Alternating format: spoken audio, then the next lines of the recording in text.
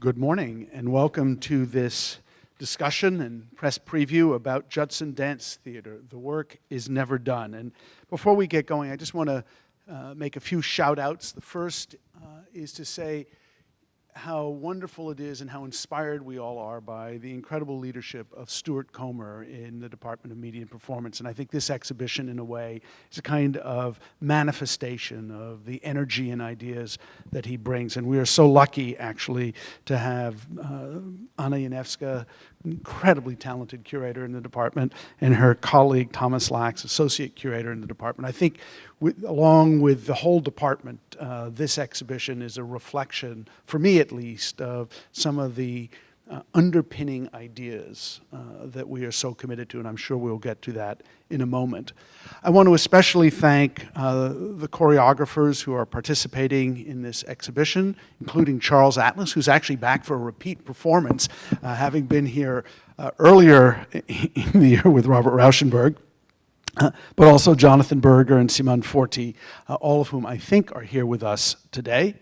Exhibitions like this, of course, are impossible without tremendous support, and we are deeply grateful to Hyundai Card, and especially Janice Kim and Jung Sung, who are here with us this morning.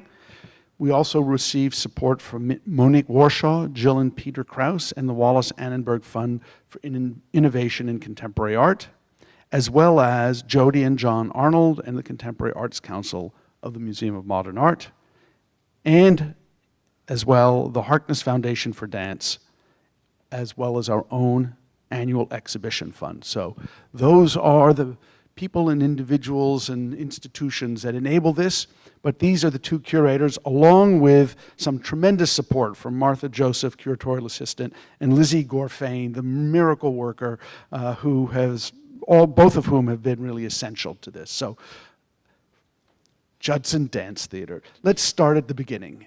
How did it come about? And when did it come about? The exhibition or the Judson Dance? Judson Dance Theater. We'll get to the exhibition in a moment. Well, Judson Dance Theater came, let's say, officially in 1962, in July 1962. And it came together when three choreographers, Ruth Emerson, Yvonne Rainer, and Steve Paxton, came to the church. They were looking where to perform. They just finished a workshop by Robert Dunn. And they were thinking where, with a group of their friends, where they could show their work.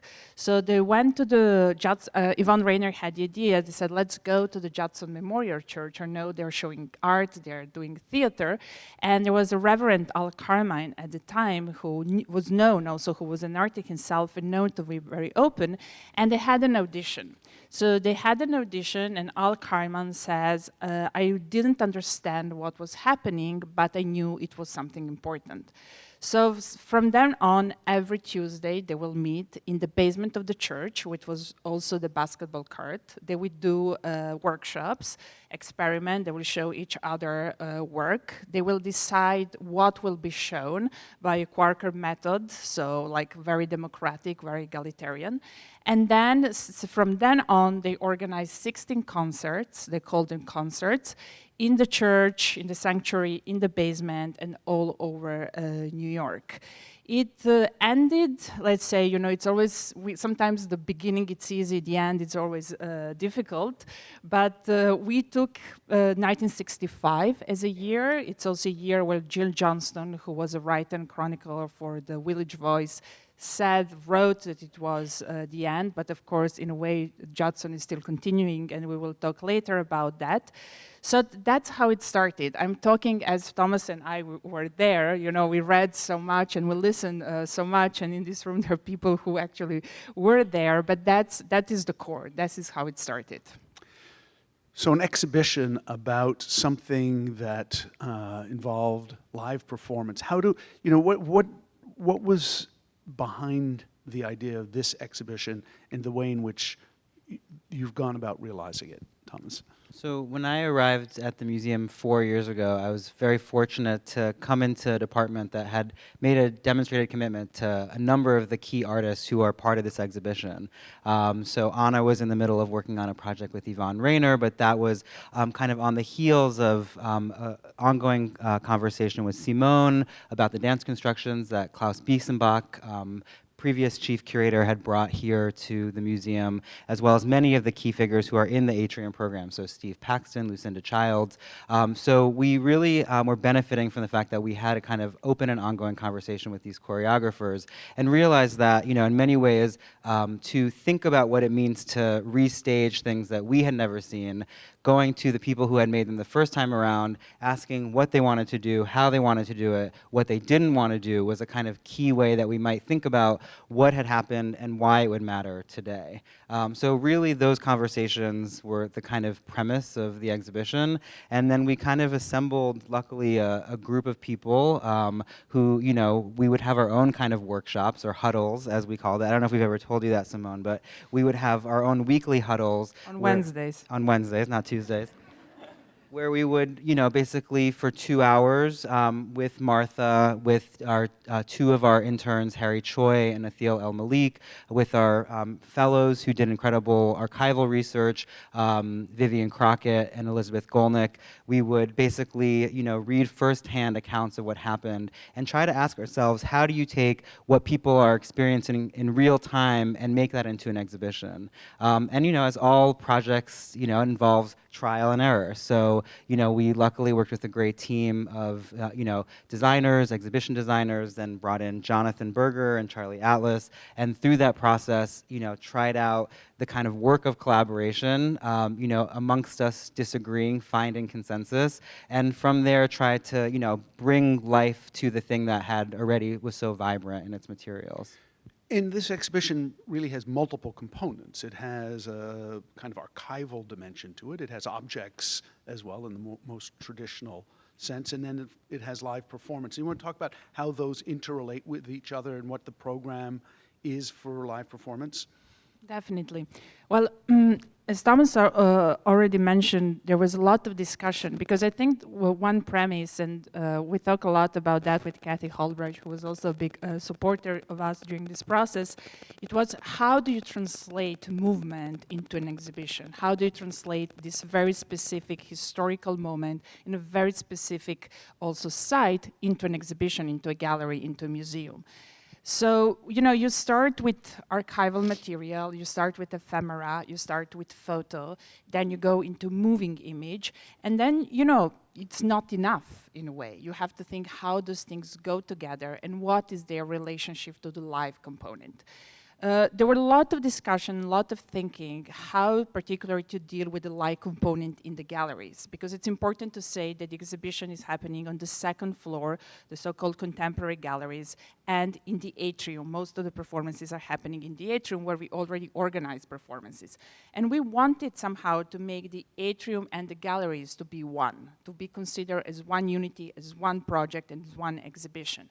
And then we thought, but what about the galleries? And so we thought about the dance constructions, whom I also imagine we'll talk more later, who were really a pivotal moment for us when we acquired them in 2015, but also a pivotal work to think what is the relationship with object, with instruction, ephemerality, and movement, and to say, okay, the dance constructions are also somehow connecting the galleries, the two galleries of the workshops and the Judson. Simone Forti was not part directly of the Judson dance theater, but was very influential. And the dance construction are sculptures that are supposed to be performed. So we said the dance constructions will, the performances will happen in the gallery, that's where they belong.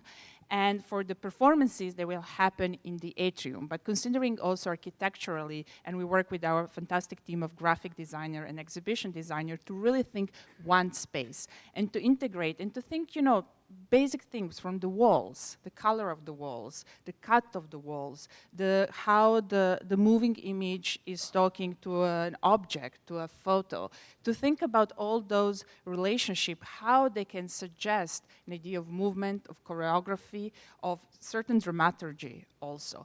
And, you know, I think that's one of the most difficult tasks in a way. Like, a lot has been written, a lot has been done, a lot has been discussed, and we are still discussing, because you're always missing this moment, and that's fine. But then what are you saying more about that moment? The other way that I think was very important for us to configure the program of performances in the atrium was to move between the idea of the soloist and the ensemble. In many ways, what Judson was about was the emergence of artists who would define the second half of the 20th century, but also the fact that their emergence was contingent upon working with one another. So one beautiful component of what Charlie's done in the atrium is that there is a kind of compilation that includes all of the artists who are featured in the performance program from now until January, but then that alternates with the 2-week segments in which each of the individual choreographers whose works are featured in the atrium are given kind of prime time.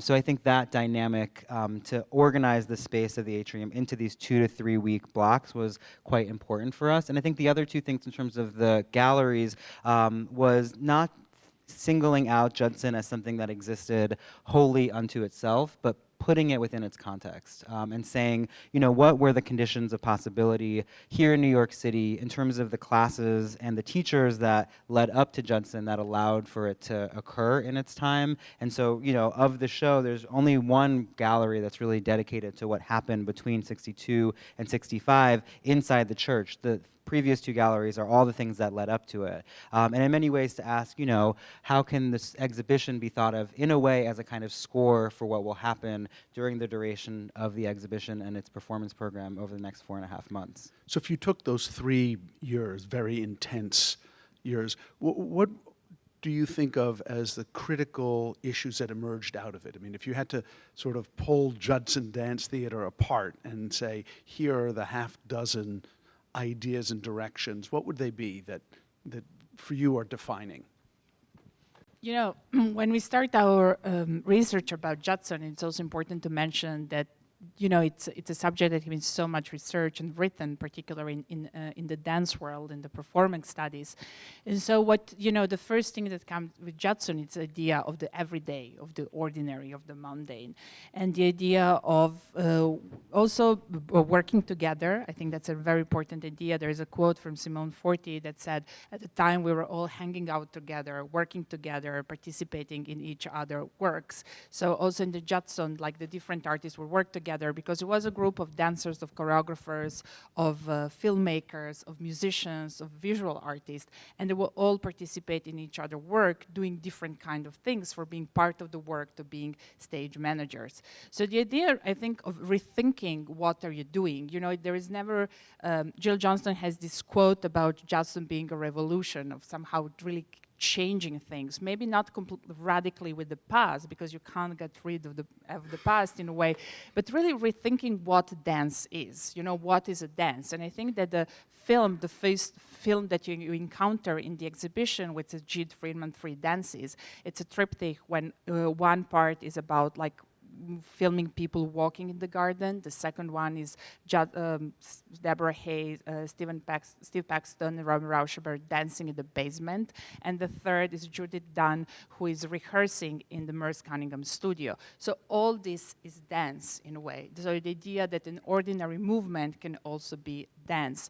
So this is something, you know, that when you strip it apart, this is for sure something that comes out the most. And also the whole idea of the relationship that Thomas mentioned, that for us was very important. Like how those people came together, what did it mean to work together, what does it mean also, you know, relationship to object, relationship to the music, what did it mean, you know, to just organize their time in that way to perform regularly and to think, you know, what the dance can be.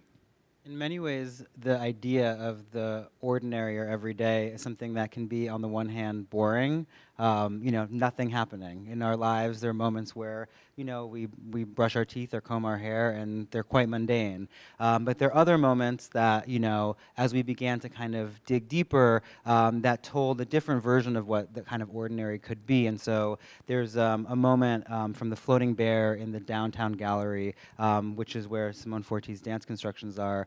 The Floating Bear, which was an important literary newsletter, kind of pre-internet, right? So like a moment where basically instead of going going through the kind of process or channels of a literary agent deciding, you're going to be a star, you're not going to be a star. Diane DePrima and Leroy Jones, the poets, deciding, no, we're going to actually take it upon ourselves to have our friends submit writing, and then we're going to get together, we're going to make mimeographs and send them out. And Leroy Jones actually is arrested in the middle of the night because, he is determined by the U.S. Postal Service to be sending profanity and pornography because of one of his plays. So he's arrested and brought down to the courthouse. And so that's another version, as an African-American poet living in the 1960s, kind of having the police be able to enter his house is another version of the everyday than what's usually kind of considered in that moment. And so I think for us, thinking about those kinds of events, or, what it is to sleep next to somebody, and who's allowed, to sleep next to somebody, are two men allowed to sleep next to one another? Is a African-American man and a white woman allowed to sleep next to one another? In that moment are things that are not just kind of part of the fabric or the infrastructure, but you actually see it in the works that people make together in that time. There's also, it seems to me, a dimension of this that goes back to the everyday, but puts it in the context of labor. The work is never done. And so I'm interested in this notion that this isn't just choreography, it isn't dance, it's actually work. Does that resonate in all of this, the notion of labor? Definitely, and I think one of the innovations, like one of the things that I think also Judson was important. It's also the relationship to time. So it's somehow the abolition of the theatrical time. So the action is taking time on the stage as it takes in real life, not that it would take, on a theater with this idea of the illusion. And I think, dance, it's very much related to labor and to work. And last year we had a work by Anne-Theresa de Kersmacher here in the atrium, which was entitled Work, Travail, Arbeit, and had a clock on the wall, signalizing the working time of the dancers, which was 10:35:30.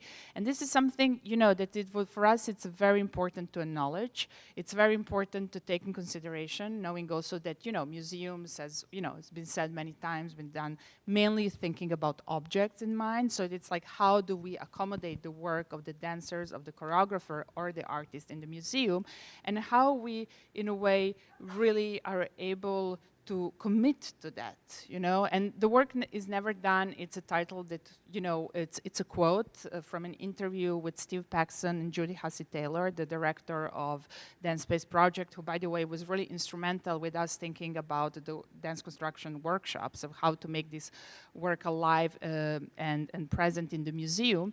And he finishes saying, it's a quote from an interview in relation to the 50 years of Judson, and he finished saying, sanctuary always needed. So in this idea that, the labor, work, and also spaces where this can be somehow cherished and appreciated and carried on.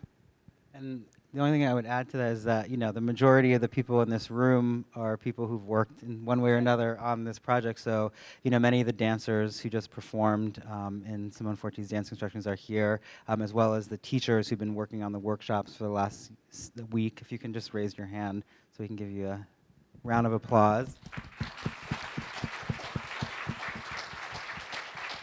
And our various other colleagues throughout the museum who were essential in supporting this idea, which, I think in many ways, like walking into the thing about organizing a performance exhibition is, although, you've seen many of these objects, on your computer screen, or you've talked about what a performance will look like, when you actually see them take shape in real time and space, it's, the kind of formulation of material and real life, sweat, saliva matter, but out of relationships.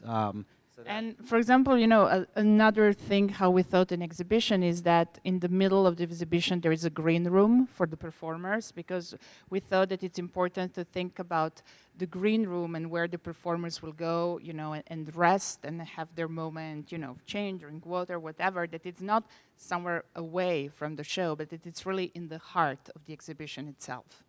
So before I turn this over to all of you for any questions you might have, I just want to bring Judson forward to the present. So this exhibition takes that one window, but we know that all of those dancers and choreographers, many of whom are with us today, are still very active. So what do you see as the influence of, or impact is maybe a better word, of Judson on the present?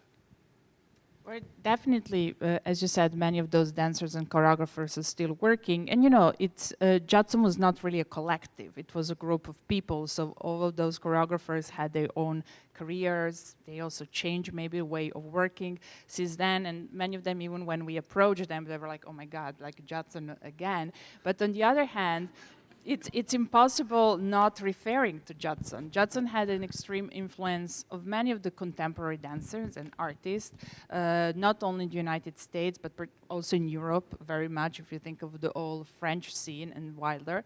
And you know, the reason, for example, why when we were thinking about the contemporary and like how we will work with the contemporary, this was also a big question for us, and we spent a lot of time discussing that. We decided to work with Movement Research. Movement Research is a dance platform and group which was founded. It really has a direct genealogy with the Judson Dance Theater in 1978, and they're still active. Every Monday, they're still at the Judson Memorial Church. And we will do classwork and workshops exactly as they're doing it there. So, you know, you don't want somehow to mythologize this moment, but to think of the importance that is still carrying today. And, you know, it's still, if you think about many both visual and visual artists, if you think about many dancers, the spirit is still there. Like those things that were brought at that moment, they're still carrying out. And we are trying to carry it out also through our exhibition. It's also in a way, as Thomas mentioned, we work together. I think the relationship of the soloist to the ensemble is something that continues to be super important in terms of, for the individual, what it means to kind of think about what happens in one's life, you know, the way that you form relationships to other people, the way that you conceptualize yourself as having an identity that's changing, is something that is very much kind of amoebic in, I think, a lot of the works where you hear, you know, Yvonne Rainer describing what it is to have people coming into her bed, the different beds that she's going into in parts of some sextets. But I think going from what that individual experience is to what it means to come together, this kind of active assembly. You know, there are many resonances between 1962 and today that feel particularly resonant. You know, as you walk into the downtown gallery, you see these kinds of village voices that tell the story basically of Robert Moses, the public official, trying to, you know, take public space where people could formerly walk and turn it into a highway. And so, you know, the idea of New York kind of being turned over into a place that was, you know, not for people to be able to come together and assemble. I think the most kind of basic act was that people should be able to, you know, come with one another, and whether they kind of incite political action or decide just to make kind of formal innovation, that act of being with one another in a moment where there's so much surveillance and attempts to kind of atomize our lives is an incredibly important one. And I think that, you know, the programs that we're organizing at the church, we've been working closely with our colleagues in education to have a program at Judson Memorial Church to basically bring their communities and our communities together. And then we'll be also organizing a series of improvisations on January 27th at MoMA PS1 with our colleagues at NYU Performance Studies, or other attempts to kind of bring people together to ask what it means to do the work of, you know, being with one another. Questions? Thank you. Questions? If there are any. Yes, please, right here. It's hidden, but it's there. Yeah. The door is not green. Sorry? Is it where the shoes were? Possible, yes. Yes, in the middle back, yes. You really explained this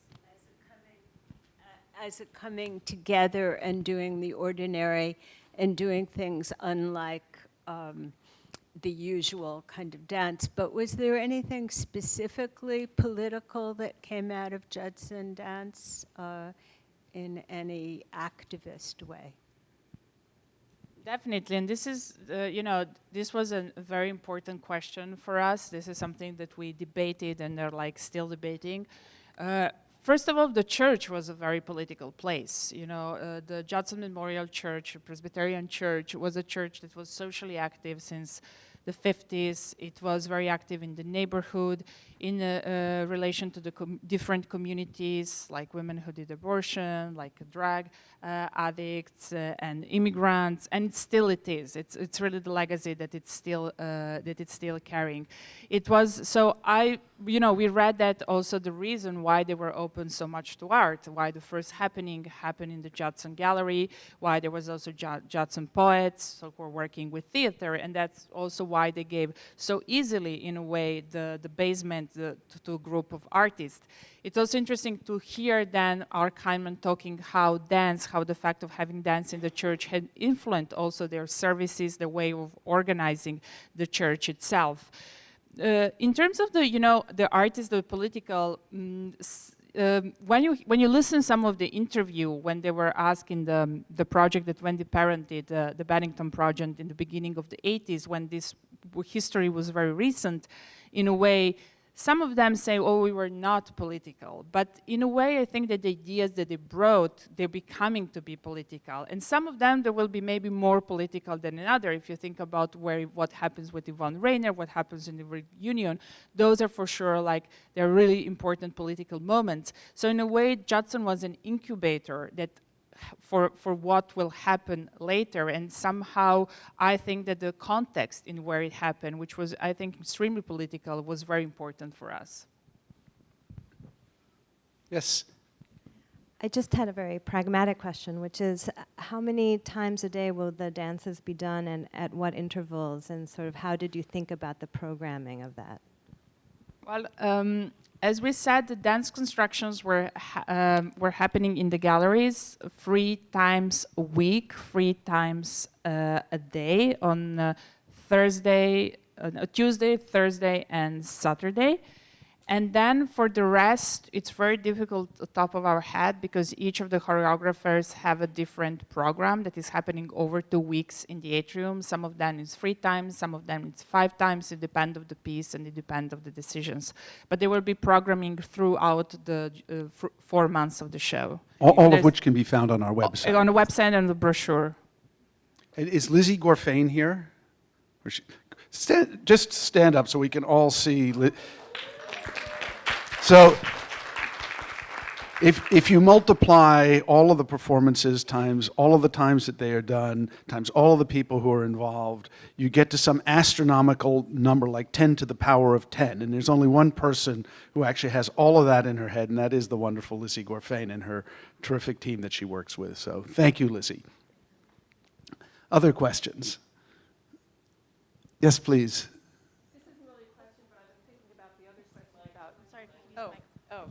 I've been thinking about the question about whether it was political. And I just want to say that even though the early 60s wasn't as political as the mid and later 60s became, the fact that these dancers were trying to do something democratic was sort of pre-political in a way. And Sally Baines's book, Democracy's Body, really talks about the democracy not only of their structures of being collective and having to do things together, but also the democracy of the actual steps, like in Yvonne Rainer's Trio A, where no one step is privileged. So the whole thing of the more virtuosic dancer being privileged over the less virtuosic dancer, they tried to even that out. So there was so it wasn't political per se, but there was a sense of democracy among the dancers and among what they were doing. Thank you. There was another question. I just can't. Yes, please.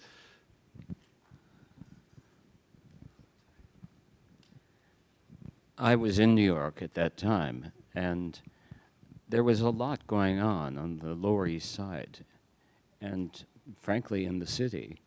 It wasn't terribly organized. It wasn't recognized by the press. But I've always thought that the Judson was ground zero for that.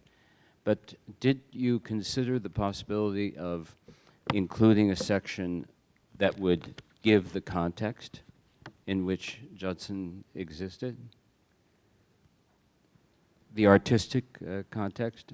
In the exhibition, the third gallery of the show features exactly what you're describing. So it's a gallery called Downtown Sites of Collaboration.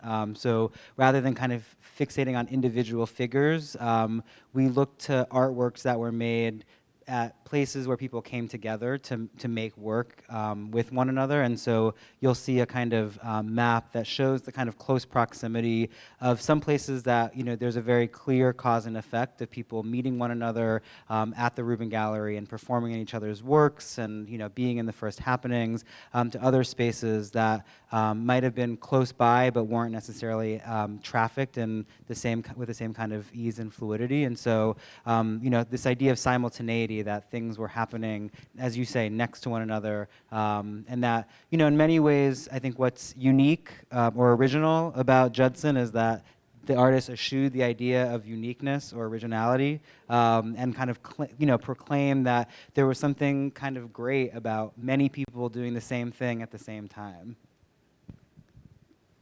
Is there a last question? If not, can we thank Anna and Thomas and their team for a fabulous exhibition?